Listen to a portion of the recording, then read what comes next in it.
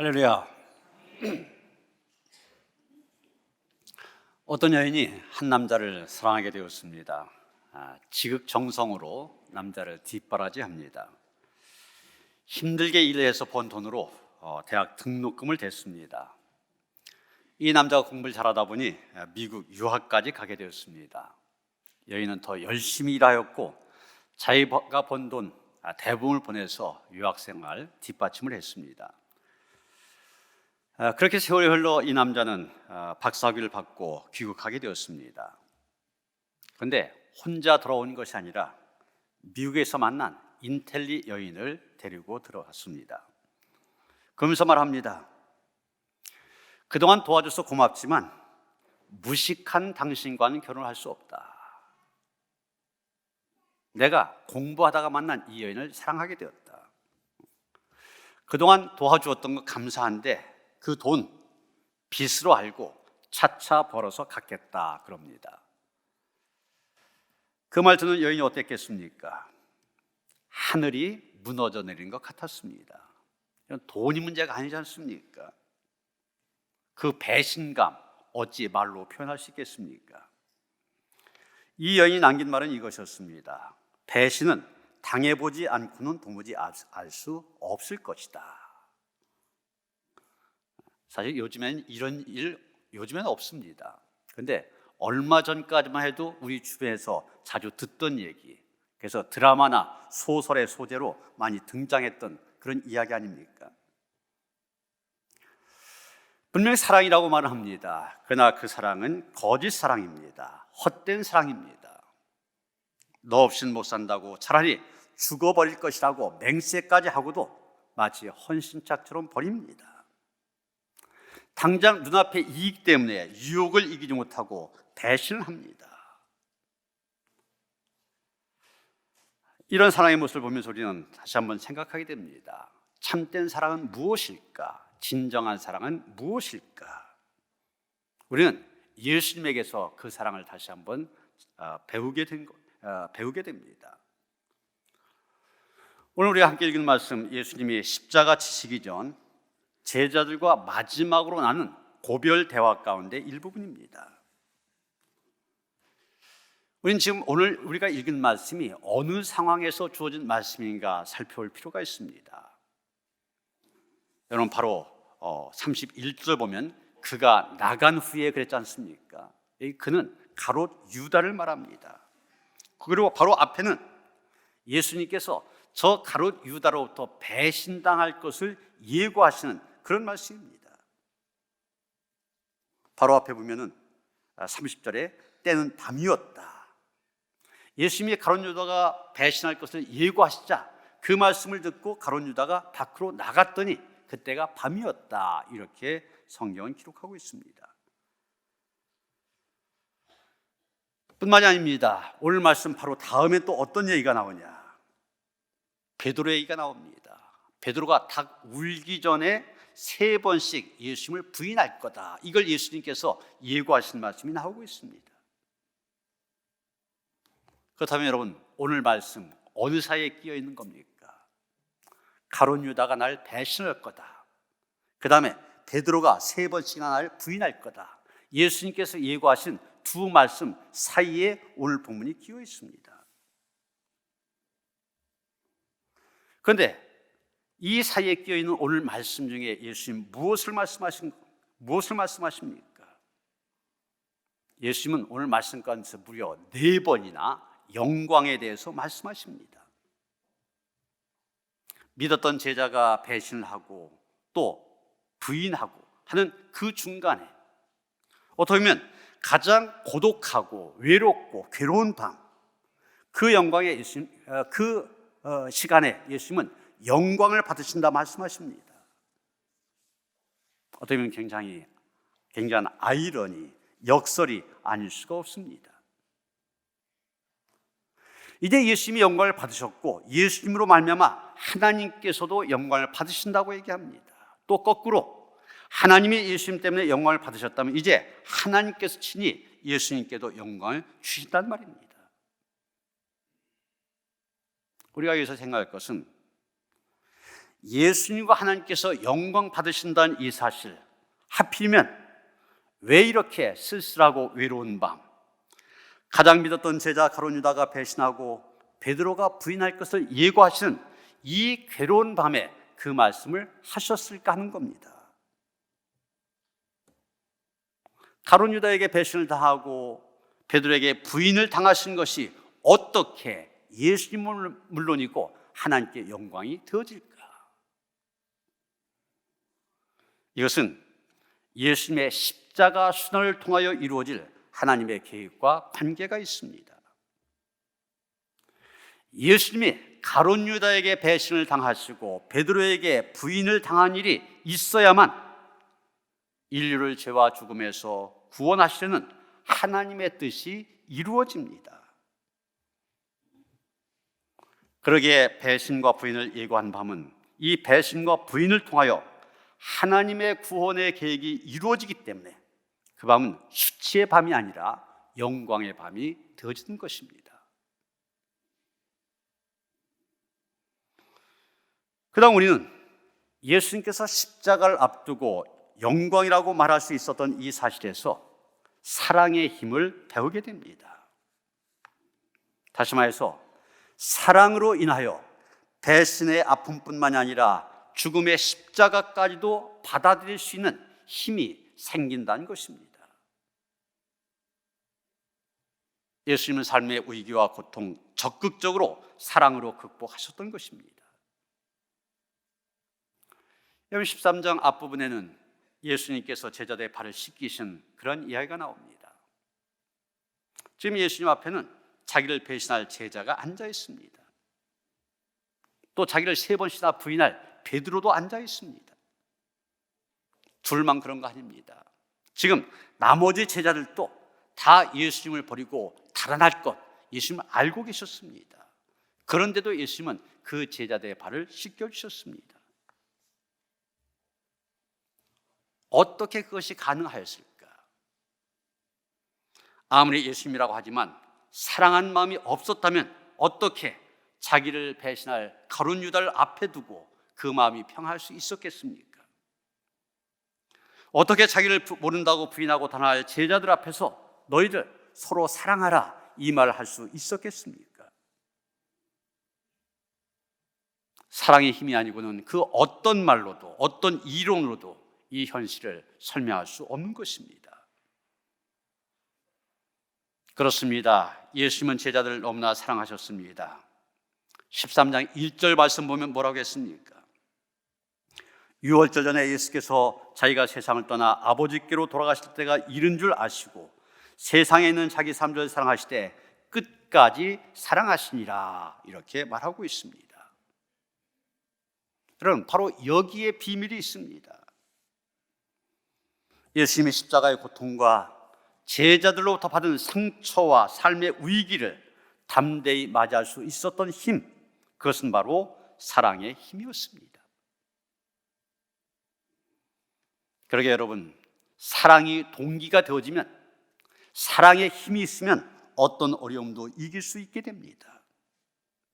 어떤 고난도 극복할 수 있는 힘이 사랑에서 나오는 것입니다.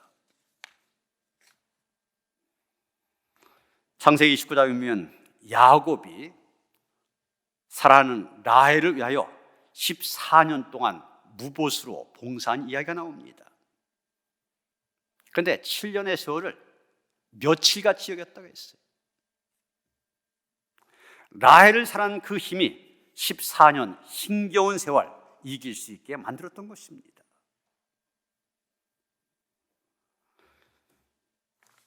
여러분 옛날에 알렉스 헤일리가 쓴 뿌리라고 하는 그런 소설 드라마로 나왔었는데 아시죠?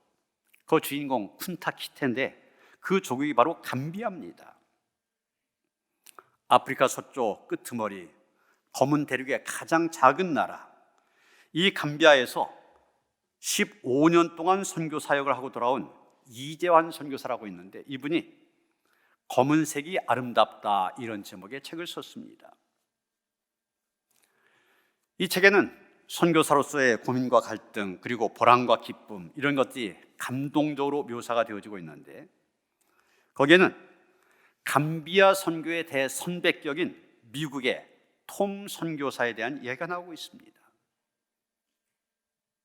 이 톰 선교사, 미국에서 농과대학을 졸업하고 23살의 나이에 감비아로 오게 됩니다. 그리고 그 감비아에서 옥수수, 수수, 콩, 땅콩, 조 이런 것들 재배하는 법을 가르치면서 감비아 사람들 가난에서 해방시키는 그런 일을 하였습니다. 거기서 로라 선교사와 결혼하여 5명의 딸을 낳고 감비아 사람들과 함께 살고 있었습니다. 그런데 이분이 감비아 최고참 선교사 아닙니까? 새로운 선교사가 올 때마다 항상 권면한 말이 있습니다. 뭐라고 하냐면 좋은 선교사가 되려면 노새가 되십시오, 이렇게 말한다고 그래요. 노새. 이 감비아라는 나라에도 노새가 많은데 평소에는 주민들이 타고 다니는 교통수단이 되어집니다. 농사철이 되면 자기 몸통보다 몇 배나 크고 무거운 짐을 실은 수레를 묵묵히 끌고 다닙니다. 굉장히 힘겨운 일이죠. 그래서 이 노새들이 밤이 되면 하루의 피곤함과 서러움이 몰려오듯이 끄흑끄흑하면서 슬프게 운다는 겁니다. 선교사의 삶이 이렇다고 하는 것이죠. 주인을 위해서 존재하는 노새처럼 현지인들을 위하여 그저 최선을 다하여 헌신적으로 사랑하고 섬겨야 된다는 것입니다. 그런데 그렇게도 현지 사람들 섬기는데도 불구하고 이 선교지 사람들은 선교사들의 주머니에만 관심이 있지 정작 그가 전하려고 하는 복음에는 관심이 없는 경우가 많다는 겁니다. 이 나라가 이 이슬람 국가인데 가끔씩 복음을 받아들이고 나도 예수를 믿겠다 고백하는 사람들이 있대요. 그런데 선교사에게서 얻어먹을 것이 있으면 나오는데 이제 선교사 주머니에서 다 떨어졌다, 그것을 알게 되면 다시 이슬람으로 돌아가는 경우가 많다는 겁니다. 한 번 15년 동안이나 이 톰 선교사와 함께 일하면서 복음을 전하던 현지 동역자가 15년 동안이나 같이 일했는데 결혼 때문에 다시 이슬람으로 돌아갔다는 겁니다. 이런 가슴 아픈 일을 수없이 경험하게 된 겁니다. 그런데 이 이재환 선교사가 그 톰 선교사를 지켜보면서 놀란 것이 있습니다. 그게 뭐냐면 이 톰 선교사가 감비아 주민들로부터 그렇게 속임을 당하면서도 여전히 그들을 믿는다는 사실이었습니다. 여전히 그들을 믿어준다. 그 비밀이 어디에 있습니까? 바로 이 감비아를 향한 선교사님의 뜨거운 사랑, 그것이었습니다. 사랑이 그를 그런 사람으로 만든 것입니다. 사랑이 바로 그를 지치지 않게 하는 힘이었습니다. 사랑이 아무런 보상이 주어지지 않는 현장에서 노새처럼 헌신할 수 있게 만들었던 것입니다. 이것이 바로 사랑의 힘입니다. 여러분, 여러분의 삶이 예수님이 그러셨던 것처럼 배신과 부인으로 얼룩져 있는 쓸쓸한 밤일 수 있습니다. 그러나 우리가 알아야 될 것은 그때도 영광 받을 수 있는 때가 될 수 있음을 알아야만 됩니다. 남들이 다 나를 우러러볼 때가 아니라 외면하고 손가락질할 때, 그때가 세상은 영광의 밤이 될 수 있다고 하는 것입니다. 다시 본문으로 돌아가 34절 35절을 봅니다. 새 계명을 너희에게 주노니 서로 사랑하라. 내가 너희를 사랑한 것 같이 너희도 서로 사랑하라. 너희가 서로 사랑하면 이로써 모든 사람이 너희가 내 제자인 줄을 알리라. 이제 얼마 안 있으면 십자가에 달려 돌아가실 예수님, 제자들에게 새로운 계명을 하나 주십니다. 그것은 바로 서로 사랑하라. 서로 사랑하라는 새로운 계명입니다. 그런데 이 서로 사랑하라, 이게 어떻게 새로운 계명이 될 수 있을까? 이 서로 사랑하라, 여기 처음 나오는 계명이 아니거든요. 이미 구약에 여기저기 많이 나오고 있습니다. 결코 새로운 계명이 아닌데 왜 예수님 새 계명이라고 말씀하실까? 서로 사랑하는 것이 새 계명인 이유는 먼저 이 사랑이 예수님의 사랑에 기초하고 있기 때문입니다. 내가 너희를 사랑한 것 같이 예수님이 우리를 사랑하신 것 전혀 새로운 사랑입니다. 우리가 좀 전에 봤던 요한복음 13장 1절 말씀, 예수님은 세상에 있는 자기 사람 사랑하시되 끝까지 사랑한다고 하셨습니다. 이 끝까지란 말, 시간적인 의미도 있겠지만 죽기까지 희생한다는 뜻이 있었습니다. 죽기까지 하는 사랑, 이전에 어디서 그 사랑을 볼 수 있었습니까? 예수님이 그렇게 하셨습니다. 그러기에 서로 사랑하라 새 계명입니다. 그러면 예수님처럼 사랑한다는 말은 무슨 말일까? 성 어거스틴은 두 가지 의미로 이 말을 해석했습니다. 첫째는 예수님이 우리를 사랑하시되 마치 우리가 이 세상의 전부요 하나밖에 없는 존재인 것처럼 사랑하셨다는 겁니다. 여러분, 우리가 복음서를 읽어보면 예수님 그 바쁜 와중에 정말 수많은 무리들에게 둘러싸여 계셨지만 예수님이 사랑하신 것을 보면 언제나 한 사람 한 사람 구체적으로 특수하게 사랑하신 것을 보게 됩니다. 결코 도매금으로 모든 사람 똑같이 사랑하신 것이 아니었습니다. 언제나 그 사람의 특별한 상황을 헤아려서 세심하게 보살펴 주셨습니다. 목마른 사람, 배고픈 사람, 상처 입은 사람, 병 걸린 사람, 그 상황 하나하나 살펴주셨습니다. 그 사랑, 숲만 보는 사랑이 아니었습니다.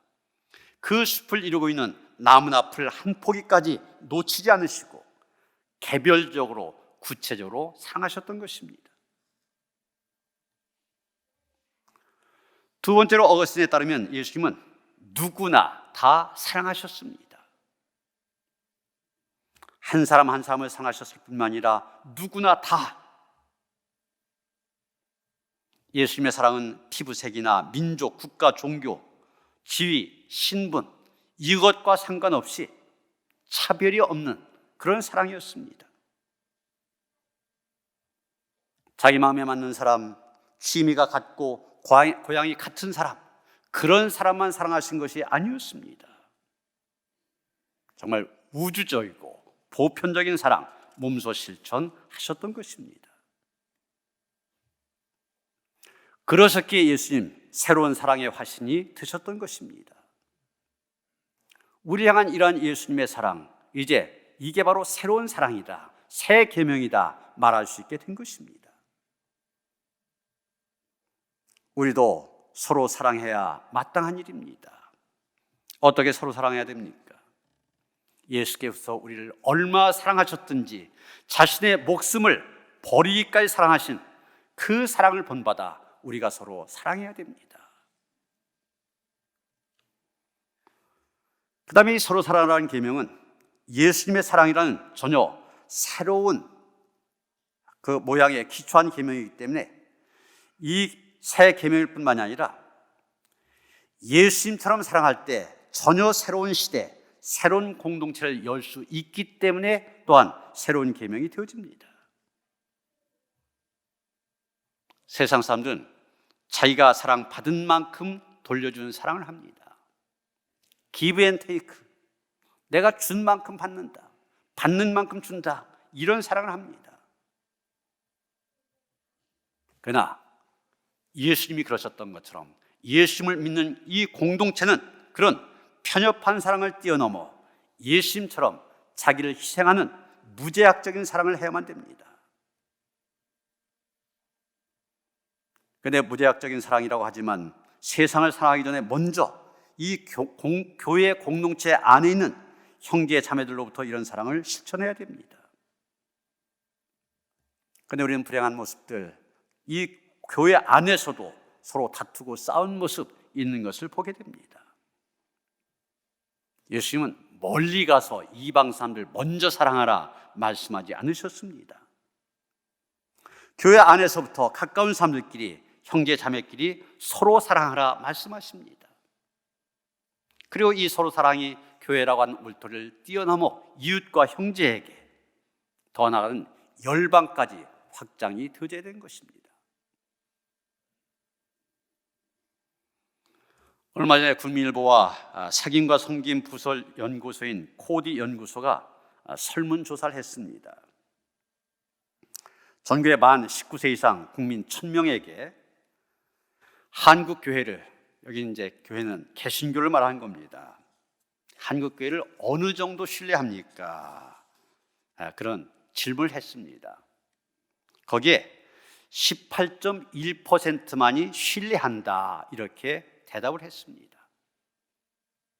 한국 사람 5명 중에 1명만이 내가 교회를 믿는다, 교회를 신뢰한다, 이렇게 대답했다는 거예요. 2년 전에 이런 질문을 했을 때 31.8%가 나왔습니다. 지난해 20.9% 떨어진 데 이어 지금은 18.1%. 코로나 2년이란 코로나19를 지나가며 또 대통령 선거, 이런 기간에 기독교에 대한 신뢰도가 계속 떨어진 겁니다. 그런데 이번 설문조사에서 더 충격적인 결과가 있는데, 그것은 이 종교별로 나타난 이미지입니다. 당시 기독교를 생각하면 어떤 이미지가 떠오릅니까? 천주교를 생각하면, 불교를 생각하면 어떤 이미지가 떠오릅니까? 이런 질문을 했습니다. 그런데 기독교에 대한 이미지 가장 많이 나오는 것이 기독교는 배타적이다, 이렇게 나왔대요. 그 다음에 많이 나온 것들이 위선적이다, 이기적이다, 물질적이다, 이런 말이 많이 나왔다는 겁니다. 반면에 천주교와 불교 그러면 어떤 말이 떠오르냐 했더니 도덕적이다, 헌신적이다, 포용적이다, 상생하는 종교다, 이런 게 나왔다는 거예요. 우리 교회는 완전히 부정적인 언어들로 채워져 있습니다. 그런데 불교와 천주교는 완전히 달라요. 여러분, 기독교 그러면 어떤 단어가 나와야 마땅합니까? 어떤 이미지를 머리에 그려야 됩니까? 사랑, 화평, 겸손, 이런 걸 생각해야 되잖아요. 그런데 이런 단어 하나도 나오지 않았던 겁니다. 이제까지 우리가 기독교를 사랑의 종교다, 사랑의 종교다, 그렇게 외쳐왔었는데 이제 그렇게 말하는 것이 어색해졌습니다. 오늘 사부 예배 때 견신례를 하게 됩니다. 이 견신례는 입교인이, 교회적으로 말하면 입교인이 되어지는 거고, 일반적으로 말해서는 성인이 되는 그런 예식입니다. 그런데 이 예식에 중요한 2가지의 순서가 있습니다. 하나는 견신을 받는 청년들의 이마에 기름을 발라주고 안수하는 일입니다. 그리고 또 한 가지는 견신을 받는 청년들이 성결, 서약을 하는 것입니다. 여러분, 기름을 바른다고 하는 것은 성별한다, 구별한다, 이런 의미가 있지 않습니까? 히브리어로 메시아, 히라보로 그리스도, 이게 원래 뜻이 기름 부음을 받은 자, 그런 뜻입니다. 옛날에 왕이나 선지자, 제사장들에게 기름을 부어서 구별했습니다. 예수님은 그렇게 구별된 자라는 얘기죠. 기름을 바른다고 하는 것은 구별한다는 의미입니다. 성결 서약의 의미도 마찬가지입니다. 내가 성별된 사람으로 살겠다, 구별된 사람으로 살겠다, 약속한 것입니다. 그래서 이 견신례 그러면 거룩한 사람으로, 성결한 사람으로 구별되는 예식입니다.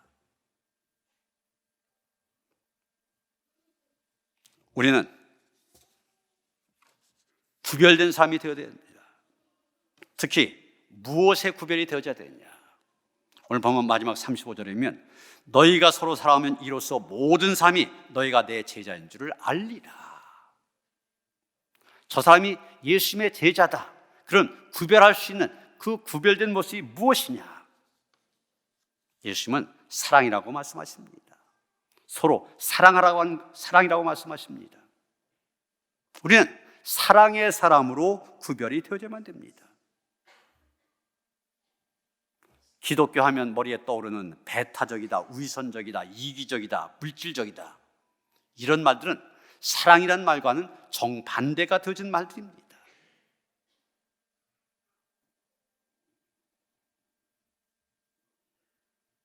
우리가 기독교 역사를 보면은 예수님이 하셨던 것처럼 자기를 희생하여 사랑을 실천했던 많은 사람들이 있었던 것을 보게 됩니다. 그 사랑의 이미지가 어떻게 보면 기독교를 형성했다고 볼 수가 있는데, 사랑의 원자탄 손양원 목사님, 자기 아들을 죽게 한 사람, 그 청년을 자기의 아들 양자로 삼았잖아요. 그래서 사랑의 원자탄 별명까지 있습니다. 24살의 젊은 나이로 조선 땅에 와서 불과 8개월 만에 순교한 루비 캔드릭 선교사, 그는 살아있을 때 이런 말을 했습니다. 만일 나에게 1000개의 생명이 있다면 모두 조선을 위해 바치고 싶습니다. 그녀가 한 말이 지금도 비석에 그대로 새겨져 있습니다. 또 몰로카이 섬의 나병 환자들 구원하기 위하여 스스로 나병 환자가 되었던 다미엔 신부, 이분들이 실천했던 그 사랑이 우리로 하여금 세상 사람들과 구별되게 만듭니다. 우리가 제자임을 세상 사람들이 알게 만들어줍니다. 바라기는 우리가 예수님처럼 참된 사랑, 진정한 사랑, 자기의 모든 것을 희생했던 그 사랑을 실천함으로 인하여서 우리가 살고 있는 세상 속에서 우리의 그리스도인의 거룩함을, 그리스도의 제자된 모습을 드러내며 하나님께 영광 드리는 그런 성도들 되시기를 주님의 이름으로 축원합니다. 하나님, 정말 자기의 몸을 온전히 희생하는 그 사랑을 받았기에 우리가 이 자리에서 하나님을 예배하게 된 줄 믿습니다.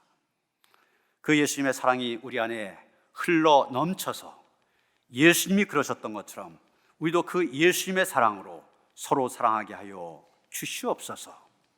믿음의 식구들과 또 이웃과 형제들과 더 나아가 열방에 나아가 모든 사람들 사랑할 수 있게 하여 주시옵소서. 이 사랑으로 그리스도의 제자된 모습을 보일 수 있는 주의 백성들 되게 하여 주시옵소서. 예수 그리스도 이름 받들어 기도하여 싸움나이다. 아멘.